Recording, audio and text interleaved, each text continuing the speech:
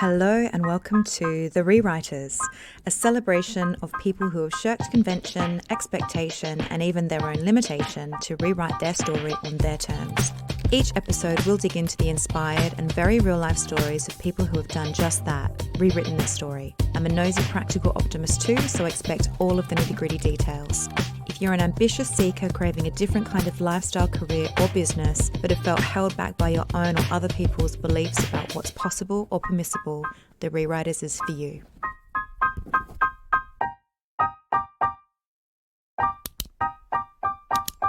Hello and welcome to season 2 of The Rewriters. Welcome back. If you are in the Northern Hemisphere, I hope you had a wonderful summer and are looking forward to the new academic year, particularly if you're a teacher, a student, or a parent of students. I'm the wife of a teacher and my little boy is starting his very first year of primary school this week. So the start of this academic year is particularly significant for us. And if you're in the Southern Hemisphere, where my family and my oldest friends are, I hope that you're excited about the arrival of spring and a fresh start after what I know has been a really tricky winter for many, particularly in my original home state of Victoria. So today I have a solo cast episode for you to ease you into the new season. And it was inspired by DJ Cinnamon. So DJ Cinnamon is my beautiful friend and the talent behind the original music for this podcast. And she sent me a message over the summer asking if people could rewrite their career stories, but actually stay in the same job. And my response was yes, 100% yes. I have had clients literally come to me because they were at their wits' end with work and needed a change, and they have left having fallen back in love with the job that they already had. So I talk about rewriting your career story. My whole message is about rewriting your story, rewriting your career story, and making work for you. And Rewrite Your Career Story is my main program. But rewriting your career story isn't about changing jobs necessarily. It's about something much deeper than that. And this is such an important thing to clarify. So I did an Instagram live called Should You Quit Your Job? And I have written about this topic in my newsletter and talked about it on social media, because so often quitting your job, it isn't the thing. There are other things that need to change or be tweaked. And that is the principles or the fundamentals of rewriting your career story. It's not changing jobs, it's changing stories. I will walk you through how you can rewrite your career story and write a new one without a leaving do, without a job hunt, without dealing with recruiters, without a new place of employment. How you can write a new one in your current job. And it's an opportunity for us to all check in with where we're at in our work lives and to make the necessary tweaks, to fall in love with our jobs again, to fall in love with our work again, or to get clear with what you need in the next one. If you enjoy it, then I highly recommend that you go and listen to episode 3 of season 1 of this podcast, How to Rewrite Your Career Story in 2021. You can consider this episode a bit of a companion episode for that episode. I think new seasons and new years are such a great opportunity to take stock and to reset if we need to, which we so often do. So before I dive in, I want to let you know that my group coaching program, Rewrite Your Career Story, on which so much of this and everything that I do is based, is currently open for enrollment. So this is my flagship program and it is the love of my business life. I'm welcoming new groups to start work with me on rewriting their career stories from the inside out this September. It's a framework and a process that I created based on my professional training and experience as a transformational coach, a writer and a brand marketer, and also on my own personal experience too. So I navigated a very successful corporate career and I used my understanding of brand to really shape the career that I wanted. Along the way, I overcame poor boundaries and workaholic tendencies as well. I've got experience with people pleasing, lots of experience with people pleasing. And so I really turned my professional and my personal experiences into this program. And this process really works, which is a quote from one of my clients actually. It's 6 weeks, very small groups doing intense personal group sessions, one-to-one coaching with me, very practical exercises too. I'm all about the personal and the practical, the inspiring and the informative. So this is for anyone who feels stuck, bored, burnt out, or at a crossroads in their career, and they're in desperate need of some clarity and a way forward.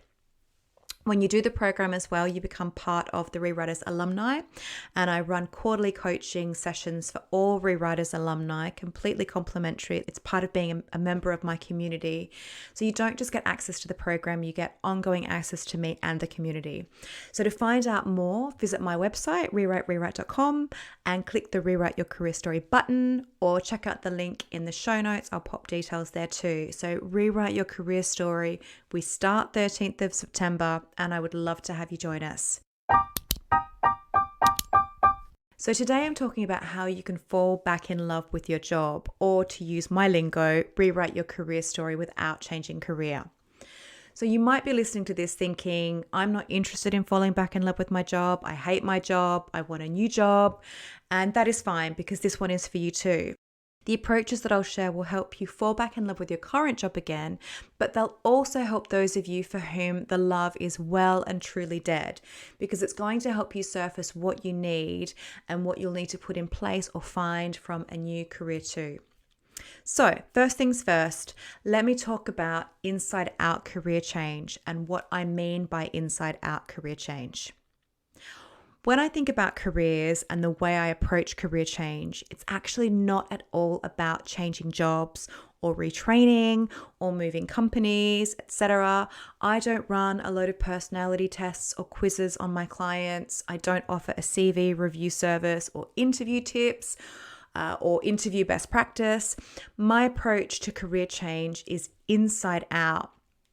And when we think about inside out, the out, i.e. the job title, the company, etc., that is the last step. And actually, it's the least significant. What takes precedent is your inside story.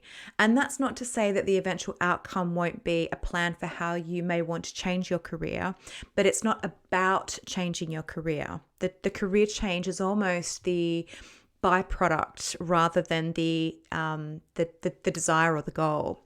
So if you're frustrated in your job and you focus on the outside, you will find yourself right back where you are in a couple of years' time, dissatisfied again, bored again, stuck again. I'd hazard a guess that this cycle will repeat throughout your career. You'll have a job, you'll get over it, you'll look for a new job for the fix, repeat every couple of years until retirement. But if you learn how to rewrite it from the inside before you think about what the outside story is, that is language that you will take with you for forever, and you will break that old cycle. So start with the inside. Career stories are not job titles. They are so much more than that, and you can absolutely rewrite them exactly where you are. So let's walk through the steps that you can take today, this month, this week, to start rewriting your career story and maybe even fall back in love with the job that you currently have. Okay, step 1, audit. Oh my, do I love an audit. The life audit is part 1 of my Rewrite Your Career Story program. I used to work for an audit firm. I know a gazillion auditors. I have run global audit pitches. The word audit does make me smile, and I know I'm probably alone, very alone in that sentiment, but really, I love an audit. It's step 1 for me in all things. Audits are about taking stock, and in this context, it's about becoming aware and paying attention and really having a look at what's in front of you. Okay, so why are you feeling out of control if that's how you're feeling in your job? Or what or who is getting on your nerves? What has brought you to this point where you feel like you need to get a new job or fall back in love with the job that you have? What do you want to get hold of again? When was the last time that you felt really plugged in and alive? What is your favorite part of the week? So the exercise that I'd really like to encourage you to do in this step is to audit your diary. If you are so inclined, you can color code it. That's what I did when I audited my diary and discovered that half my time was being spent doing work that wasn't part of my job. That happened a couple of years ago, and it really helped me to make the same impact at work in half the time. I wrote a blog post about it. It was game changing for me. So if you want to color code, go right ahead. Love a bit of color coding, but it isn't essential. What I really would encourage you to do is just spend some time having a look at the data that you have to hand. So gathering your qualitative and quantitative data, or data for those of you who aren't Australian. So all of the information that you're gathering at this point is data to help you assess what might need to change in your day, your week, your month, and ultimately across your entire job. So the qualitative data is, getting out your notebook and really pondering those questions. What's bugging you? What are you doing when you feel happiest? What are you doing when you feel at most at peace? And here is where you could go a little bit deeper too and maybe identify some of those old stories that you may have that need revisiting and perhaps clearing. And then your qualitative data. What are the facts? Where are you spending your time and what are you doing with that time? How much time is getting lost in the abyss? The things that often make people the most unhappy in their work is lack of autonomy and lack of purpose. And you may find hidden in your notebook and in your diary the things or the practices or the people that are sucking away your sense of autonomy over your work and draining away your sense of meaning and purpose. So spending hours of time doing stuff that feels really pointless to you is a really surefire way to drain away your sense of purpose. And by taking a really close look at your diary, you're going to identify those things that are draining that away. Your audit is going to give you both a high level and a detailed look at what is going on and, more importantly, how you feel about it. Okay, next. Step 2, the edit. So almost everyone I work with says that they want more clarity. And I shared this story on Instagram last week, and I'll share it with you too. So back in my early 20s, may have even been late teens, I may have been 19, I was 19 or 20. And this was at a time I was at university and I was constantly swinging a massive pendulum between going out, big nights out, lots of drinking, not getting enough sleep, overdoing it, and then also trying to do yoga and to meditate and have a bit of a spiritual practice as well. And I did that pendulum swing for a really long time, but it was absolutely at its peak. So I was sitting in a Buddhist temple in my old neighborhood on a Friday night in the late 90s, very early noughties. It was in Nollamara for all of those Perth folks out there who are listening. And this temple that I was at, it welcomed anyone, Buddhist or not, to come and meditate and listen. And I didn't go all the time because often on a Friday night I was out. But I would go every now and then. I would go and I would meditate and then I would listen to the Dharma talk afterwards. And on this particular evening, the monk said something. He shared an analogy which has stuck with me for over 20 years. I can't remember any of the other Dharma talks, but I remember this one like it was yesterday. And he described how difficult it is to see the path in front of you when it is full of leaves. The point is not to look for the path. The point first is to clear away the leaves. So clear away the distractions, clear away the expectations, clear away old beliefs, old stories, mental chatter. So he was really talking about meditation being the way that you can clear the leaves. And there are many ways that you can clear the leaves, but the leaves have to be cleared before the path can be seen. And so when it comes to your careers or actually anything in your life, you can't get clarity by rushing, by forcing, or thinking yourself out of confusion. You need to strip things away and take it one step at a time. And that is why focusing on what the new job is or what the specific career change should be is not the answer. Clearing away the leaves is. And editing, or this edit, is part of your leaves clearing process. So once you've got your data to hand from your audit, your qualitative data, your quantitative data, you've really reflected on what's bugging you, where you're at, and really what the facts are, what's happening in black and white. Start to identify where the issues are, where the gaps are, and then start to edit. And I'm not talking sweeping wholesale change here, right? This is incremental, experimental change. So what do you need more of? And what do you need to get rid of? Start to edit it down. Edit things out that are no longer serving you and identify where there are things that need to be written in, the bits that are missing. So I'm going to invite you to use a tool that I share with my clients called the Sacred Circle.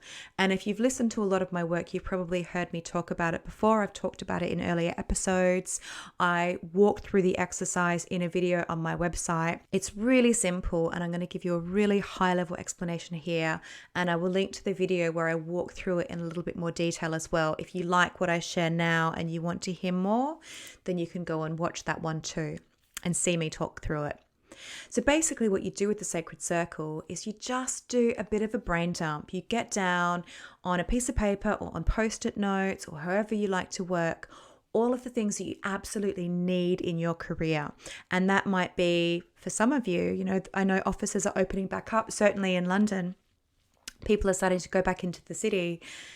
For you, it might be, actually, I really need flexibility. I need to hold on to flexibility. So just write down all of the things that you absolutely must have in your career. And then all of the things that you absolutely must not have in your career.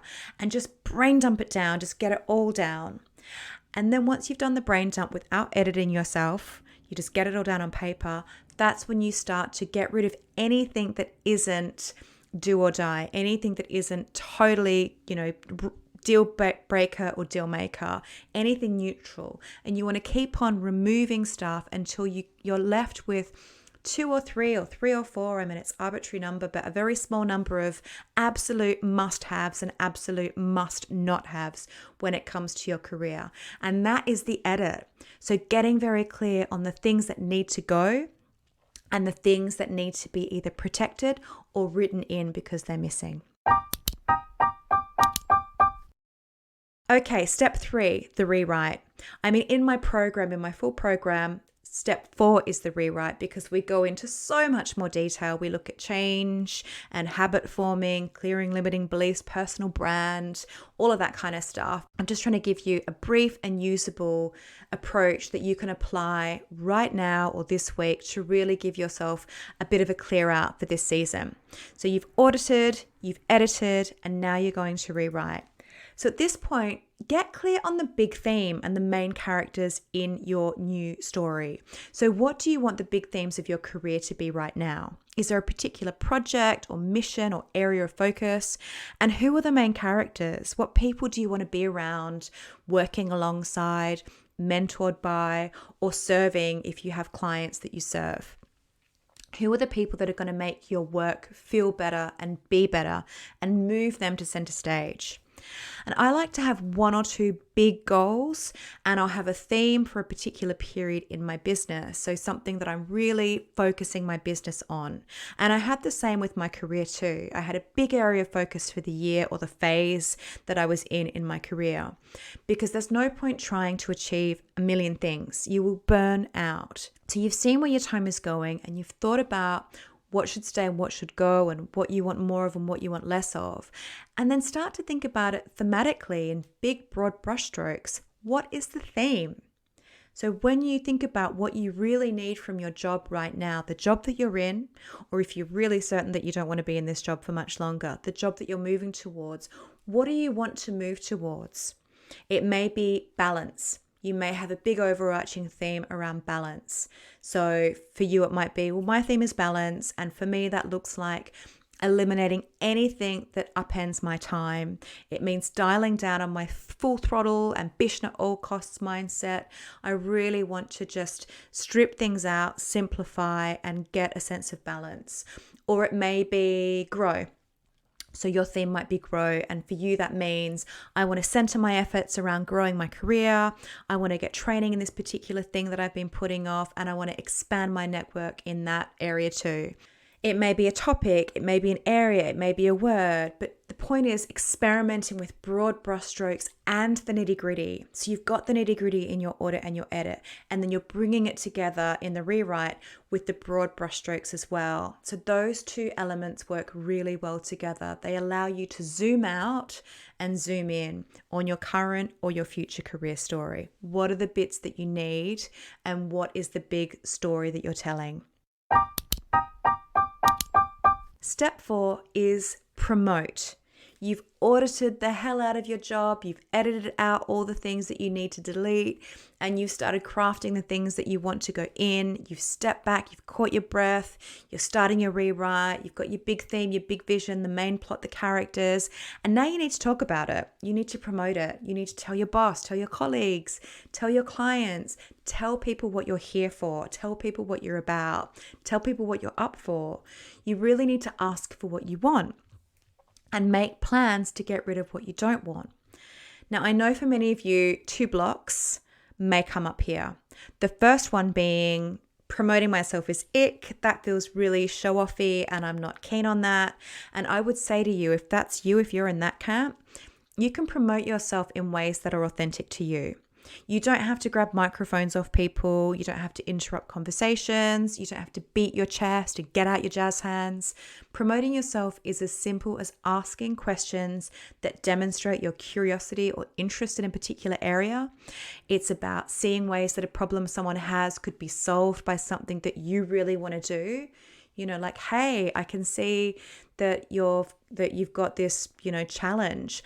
I actually have a thing that can help you get A, B, or C. I mean, I'm being quite crude here, but if there's ways that you can help people solve their problems by doing something that you want to do, I mean, that's getting into your career sweet spot right there. It can be simply telling your line manager or your mentor, I'm interested in this. Here are some ideas that I've had. I'd really love your thoughts on that. Or even more boldly, I'd like to make this happen. Can we start working towards that? Or can I focus some of my workload on that? So make it easy for people to help you get what you want most. And the other block that may come up is, I can't promote it if I don't know what it is yet. Okay, that sounds fair enough. But the thing is, you don't have to know exactly what you want to ask for help to get towards what you want. That sounds like a bit of a brain curler, but let me explain what I mean. So if you've got a very clear idea about what you want, a very specific, clear idea about what you want, and you ask for help getting it, moving towards it, you're in a good place. That's great. But actually, if you've just got your broad brushstrokes or a couple of loose ideas or a general, direction of travel, but you certainly don't know exactly what you want specifically, there are still things that you have got there to promote. So I'm curious about X topic. Do you know anyone working in that space that I could talk to?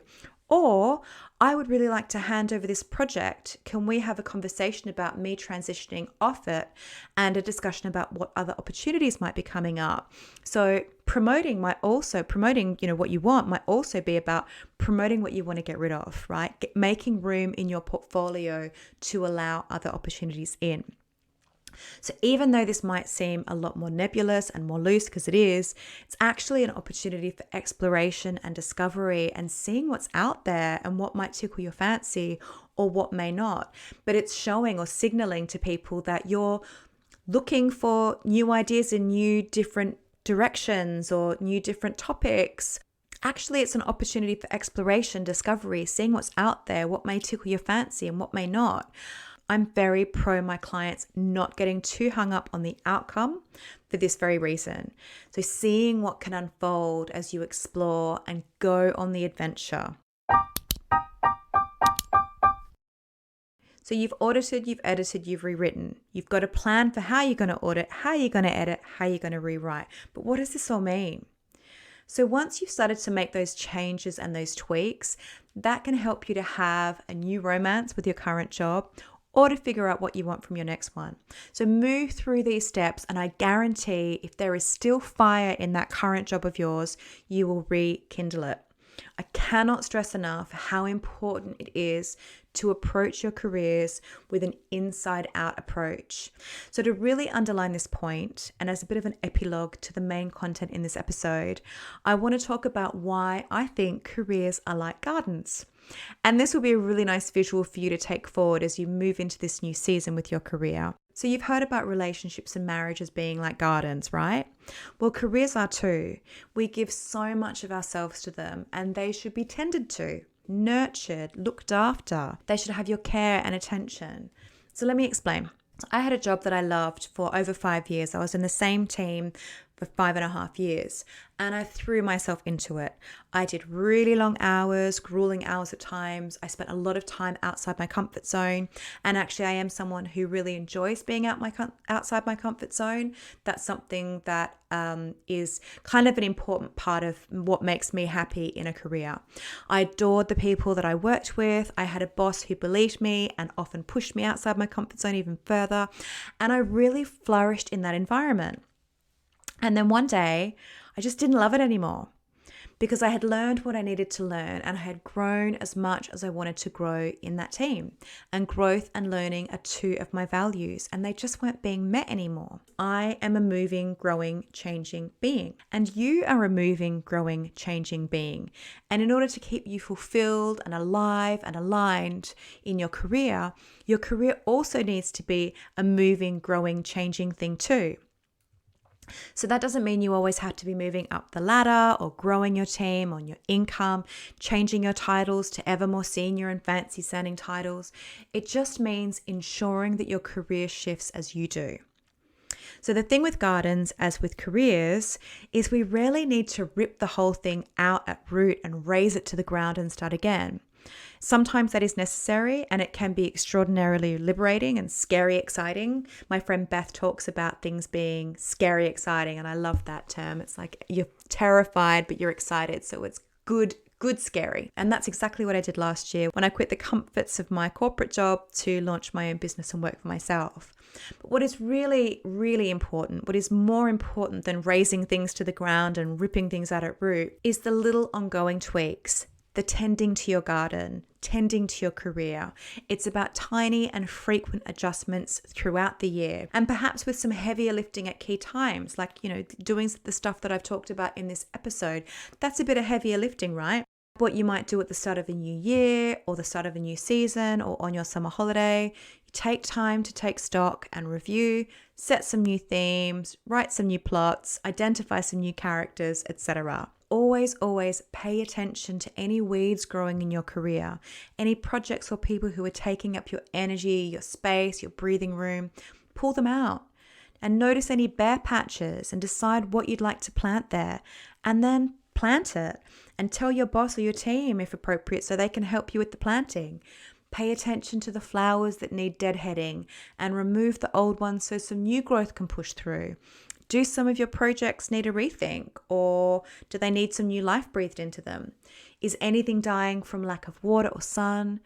Make sure you're giving enough energy and warmth to the priorities that are important to you.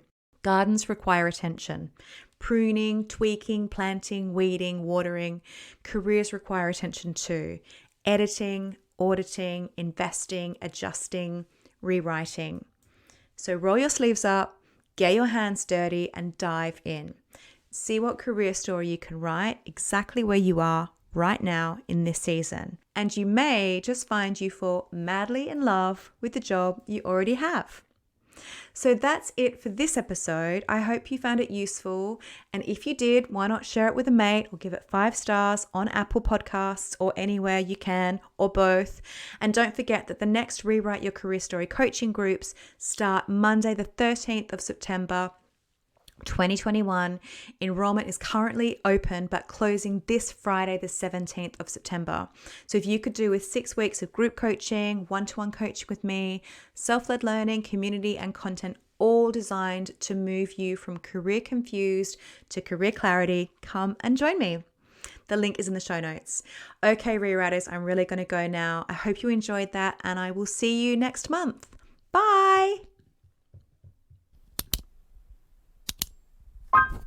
The Rewriters is produced, written and presented by Monique Shaw, original artwork by Kiana Perry, and original music by DJ Cinnamon.